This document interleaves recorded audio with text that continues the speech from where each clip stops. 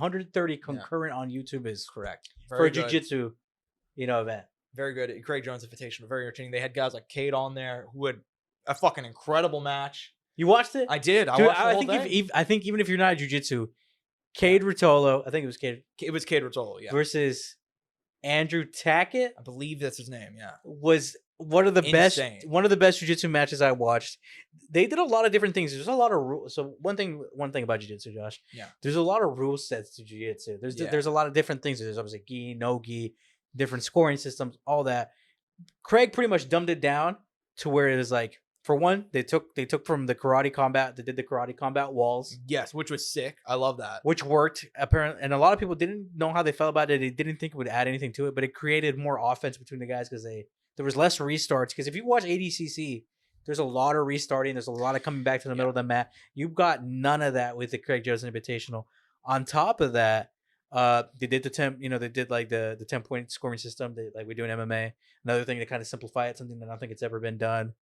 I'm trying to think. Open scoring, so the guys knew what they had scored, which I love too. I love that. Well, I think it works especially for jiu-jitsu. Yeah. For there's some people who have questions about it in MMA. I think for jiu-jitsu it worked very well. I think you can literally just do it in parts. It's like jiu-jitsu, it's great. In MMA, it's all right. In boxing, it's terrible. It's like there you go. Like it differentiates from each sport. I will say I'm going to steal from Luke here. I think if anything though, like on top of it, just having like a big event, like.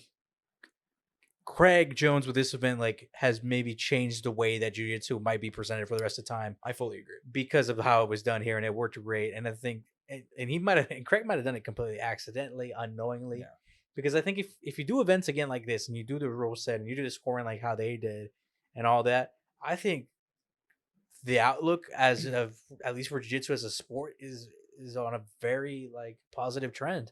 Yeah. There's a lot of people. There's more people now practicing jiu-jitsu than ever before. There's more people than ever that know about jiu-jitsu that didn't know before. People even joke about jiu-jitsu now in general. Yeah. I mean, look, dude. Craig Jones has maybe you can argue whether or not he revolutionized jiu-jitsu in terms of how it's going to be presented, in terms of how they're going to market it and do stuff like that.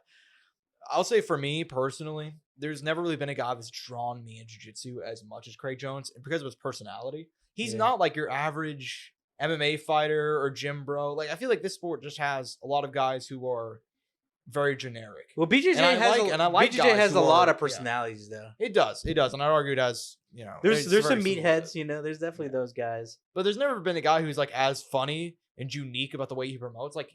He chose to go out there and fight Gabi Garcia, who's a woman, four-time ADCC champion, and in terms of the women, obviously, but very big name. He could have faced anybody, and he's like, you know what, this is the one that makes sense. It's going to draw on the most people, and it was a bit of a gamble because it's like, all right, will this even be competitive? Will this be fun?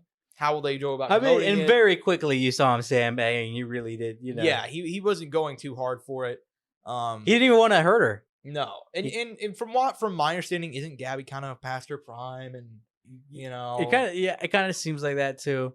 But she's still one of the most accomplished women in jiu-jitsu. Absolutely. And they had other women like Mackenzie Dern.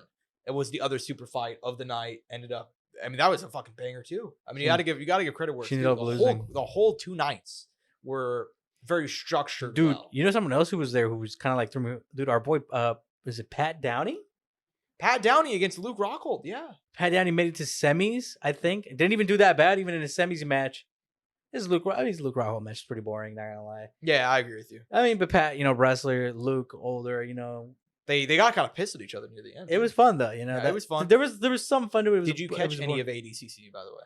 No, not really. I know that there was a massive upset. I know Nicholas Maragali got subbed, I believe. I can't remember when.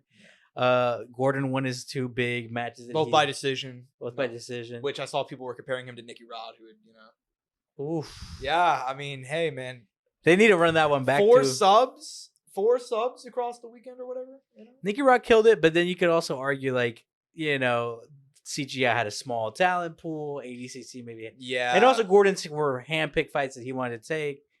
regardless. And Yeah. also, Gordon got reversed, I think, on one of those. Correct. It wasn't as impressive. It wasn't as dominant as we've seen like Gordon do in his such like Which makes sense impacting. because I mean everybody's seen his instructionals by now. I'm sure everybody's he's been at the top for so long. It makes sense. He's still holding it down though. He is. Well, I want to see him fucking face. I want to face Nicky Rod soon. But I think you should definitely run it back. I'd love to see it in CGI too. I would love.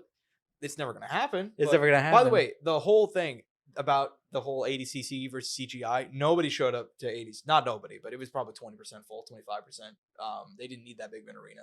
And they apparently paid John Jones $50K to go sit in the crowd. And Thomas and Max sold out. Sold out. They were sold out, right? Yeah, they were sold out from my understanding, from what I heard. Yeah, man, it was a great night. It was a great night for jiu-jitsu. And as a guy who, I can't roll because I will literally die. Like, my neck is so fucked that I just need to get taken down once and I'll be fucking break my shit, I'm sure. But I was like, damn, man, I should go throw on the gi and head out, man. You might have to start rolling, warm up a bit, do some shrimping around. Exactly. So, hey, man, love to see it. By the way,